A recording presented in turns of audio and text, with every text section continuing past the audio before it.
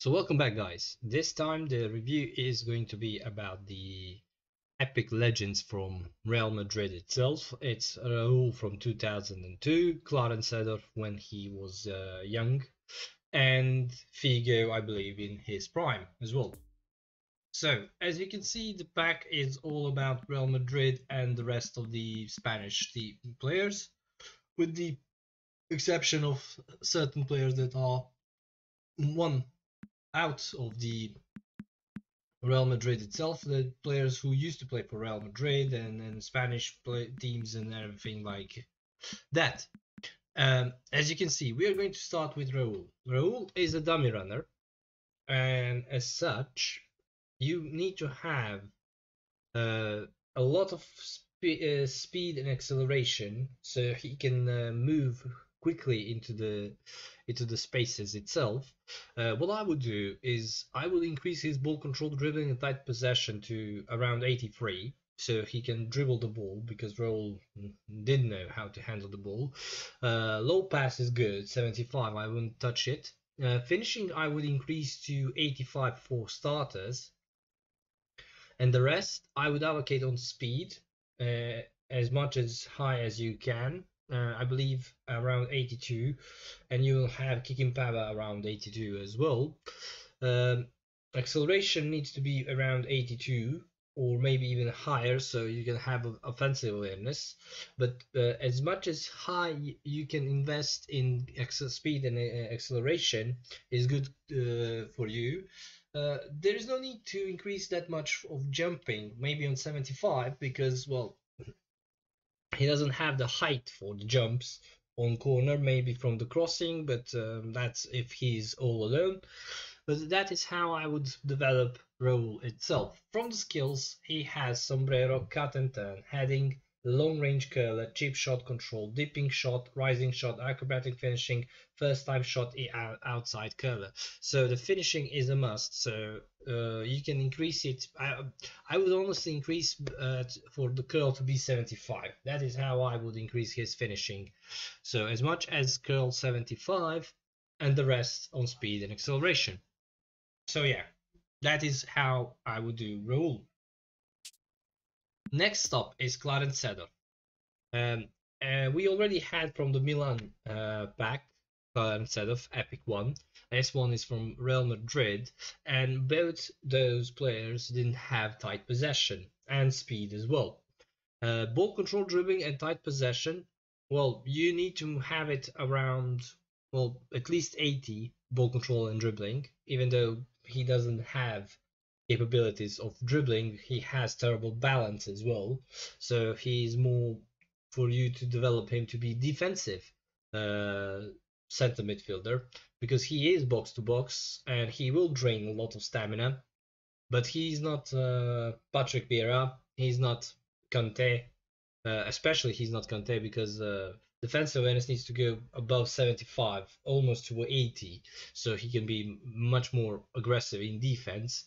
Low pass and lofted pass, well, low pass needs to be around 85, so tight possession and dribbling 80, low pass 85, defensive awareness needs to be around 80, and the rest you allocate on speed and acceleration, so he can have at least some kind of decency to caught up with the players.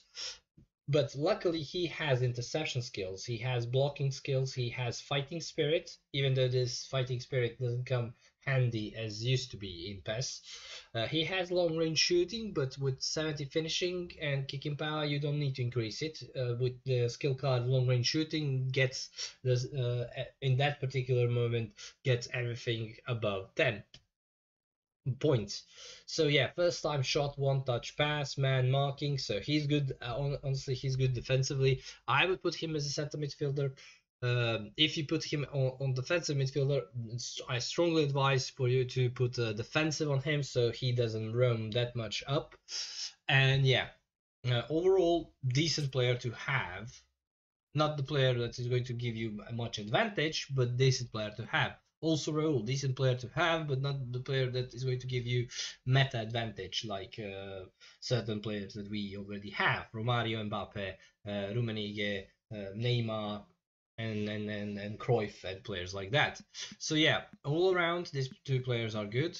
Now next stop is Luis Figo. This Luis Figo, like his predecessor from the Legend pack that we all get for veteran bonus, has capabilities to play as advanced midfielder and center midfielder as well. Ball control driven tight possession needs to be, if you're going to play him as advanced midfielder, needs to be around 85. If you're going to play him on the flanks, needs to be around 90. Low pass and lofted pass, if you're going to play him as advanced midfielder, needs to be around 85.